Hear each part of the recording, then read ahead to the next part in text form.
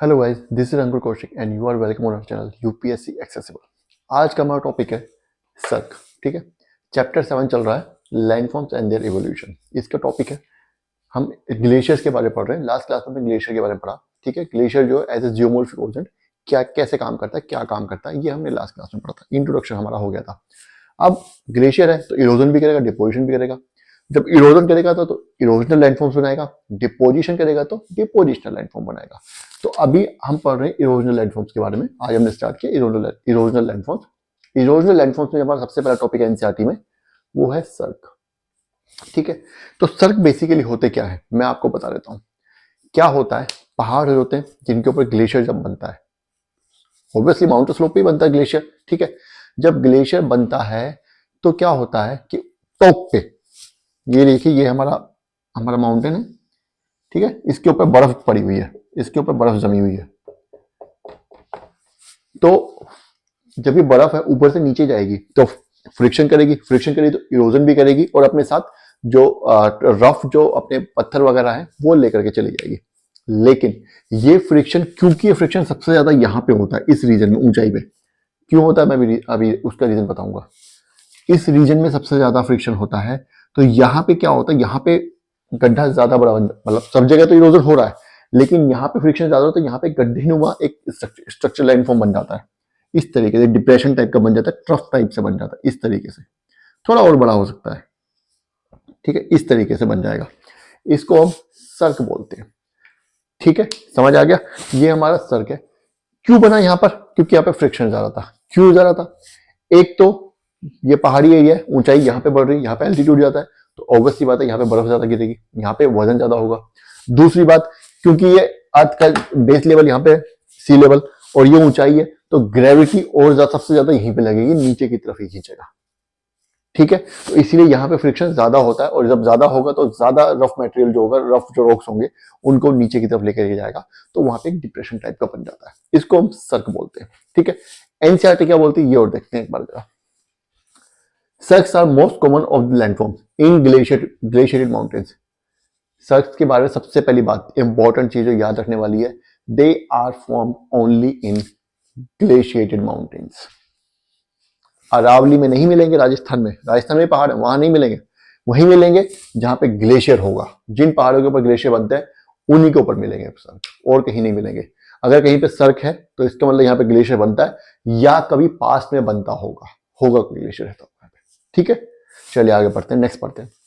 सर्क्स quite often are found at heads of glacial valleys. जो glacial valleys हैं उनके head जो होते हैं वहां पे पाई जाती है, ऊपर पाया जाएगा, नीचे नहीं मिलता जनरली। ठीक है, चलिए अब नेक्स्ट पढ़ते हैं क्या कह रहा है। द एक्यूमुलेटेड आइस, जो आइस यहाँ पे जमा हुई है, कट दीज सर्क्स, वो इन सर्क्स को काटती है, इरोड करती है, while moving down the mountain tops. जो आइस एक्यूमुलेट हुई है वो माउंटेन टॉप से नीचे तब जाएगी, तो इन सर्क्स को काटती है, और काट काट के वो क्या करेगी, वो रॉक्स को काटेगी, वो जमीन को काटेगी, और काट के जब वो क्या होगा, सर्क्स डेवलप हो जाएंगे। ठीक है, लास्ट क्या बोल रहा है, दे आर डीप, वो गहरे होते हैं, लॉन्ग होते हैं, लंबे होते हैं, वाइड भी होते हैं। ठीक है, ऐसे नहीं छोटे होते, पूरा वाइड होते हैं, जितनी ग्लेशियर की विड्थ है उतने ही होते हैं। ट्रफ्स, डिप्रेशन और बेसिन होते हैं। ट्रफ्स मतलब गड्ढे नुमा, इस तरीके से। ठीक है, गड्ढे नुमा होते हैं, बेसिन भी बोल देते हैं, with very concave to vertical dropping high walls. गड्ढे तो होते हैं लेकिन किस तरीके के, इन गड्ढों की जो जो दीवारें होती हैं वो या तो कॉन्केव शेप में होंगी, इस तरीके से होंगी कॉन्केव शेप में, या बिल्कुल सीधी होंगी, है ना, और बिल्कुल सीधी होंगी। I was at its head as well as sides, sides में भी और हेड पे भी, यहां पे भी ऐसी होंगी और साइड्स में भी इसी तरीके से होंगी। कहने का मतलब सर्क जो होता है एक गहरा लंबा चौड़ा गड्ढा होता है, जिसकी ये वॉल्स जो होती हैं वो या तो कॉन्केव होती हैं या बिल्कुल सीधी होती हैं, हेड की साइड भी और साइड्स में भी।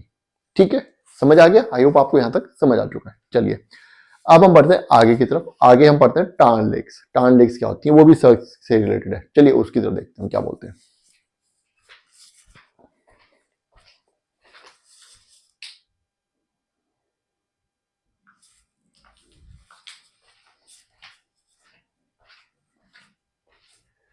अब हम आ जाते हैं टार्न लेक्स के ऊपर।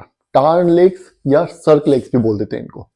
बेसिकली होता क्या है, हमने अभी तक क्या पढ़ा कि माउंटेन टॉप पे ग्लेशिएटेड माउंटेन है, इसके ऊपर ग्लेशियर है, क्योंकि यहां फ्रिक्शन ज्यादा हो रहा है तो टॉप पे एक डिप्रेशन बन जाएगा जिसको हम सर्क बोलते हैं। ठीक है, गर्मियों में क्या होगा, ये सारी बर्फ पिघल जाएगी, नीचे चली जाएगी, तो इस वो जो बर्फ पिघली है, जो स्लोप पे बर्फ थी वो तो नीचे चली जाएगी, लेकिन जो इस गड्ढे के अंदर बर्फ जमी हुई है वो पानी बन के वहीं रुक जाएगी। इसको हम टार्न लेक या सर्क लेक बोलते हैं। बस इतनी सी बात है कि जो डिप्रेशन बना है, जो सर्क है, उसमें जो बर्फ भर जाती है गर्मियों में, बर्फ पिघलने की वजह से स्लोप वाली बर्फ तो नीचे चली जाएगी, जो नदी बन जाती है, स्ट्रीम बन जाएगी कोई, लेकिन जो गड्ढे के अंदर बर्फ है, डिप्रेशन के अंदर जो बर्फ है, आइस जो है, वो मेल्ट होकर के वहीं बनेगी और वो लेक बन जाएगी, जिसको कि हम सर्क लेक या टार्न लेक बोलते हैं। ठीक है, एनसीईआरटी बोल रही है a lake of water can be seen quite often within the cirques. Cirques के अंदर पानी की झील मिल जाती है आफ्टर द ग्लेशियर्स डिसअपियर, जब ग्लेशियर गायब हो जाते हैं। गायब होने का मतलब मेल्ट हो जाते हैं, समझ गए, तो पानी बच जाएगा। भाई जो स्लोप पे पानी था, बर्फ थी, वो तो बह गई, लेकिन जो सर्क के गड्ढे के अंदर वो थोड़ी ना बह पाएगी, है ना, तो वो क्या होती है, वो पिघल जाती है और वो एक लेक बन जाती है, जिसको हम सर्क लेक या टार्न लेक बोलते हैं। सच लेक्स आर कॉल्ड सर्क और टार्न लेक्स। ऐसी लेक्स को हम सर्क या टार्न लेक्स बोलते हैं। अब ये हो गया खत्म टार्न लेक्स। नेक्स्ट एक चीज और बता रहा है कि सर्क जो है जरूरी नहीं कि एक ही बने, एक के बाद एक दूसरा तीसरा चौथा ही बन सकता है। ठीक है, क्या बोल रहा है, देयर कैन बी 2 और मोर सर्क्स on leading into another down below the step sequence, कि एक सीढ़ी की तरह एक के बाद एक सर्क जो चलते रहते हैं। एक से ज्यादा सर्क भी बन सकते हैं, एक बना फिर उसके बाद दूसरा बन गया, फिर तीसरा बन गया, चौथा बन गया, इस तरीके से पैटर्न जो देखा जाता है ग्लेशियर माउंटेन के ऊपर। ठीक है, क्यों बनता है, फ्रिक्शन की वजह से बनता है। ठीक है, नीचे जाएंगे डेफिनेटली, ऑब्वियसली बात है, उनके जो फिर विड्थ और जो उनकी डेप्थ कम होती चली जाएगी, क्योंकि फ्रिक्शन कम होता चला जाता है। ठीक है, तो आई होप ये टॉपिक आपको समझ आ चुका है। छोटे छोटे 3-4 टॉपिक हैं इरोजनल लैंडफॉर्म्स में, ग्लेशियर जो बनाता है इरोजनल लैंडफॉर्म्स, उसमें छोटे छोटे 3-4 टॉपिक हैं। लेकिन क्या है कि क्योंकि पूरा टॉपिक दिया हुआ है तो इसलिए हमें अलग अलग करना पड़ेगा। छोटी सी वीडियो है, एक बार देख लीजिएगा। ठीक है, कुछ नहीं समझ आता है तो कमेंट कर दीजिएगा, लाइक और सब्सक्राइब जो करना है। ठीक है, थैंक यू।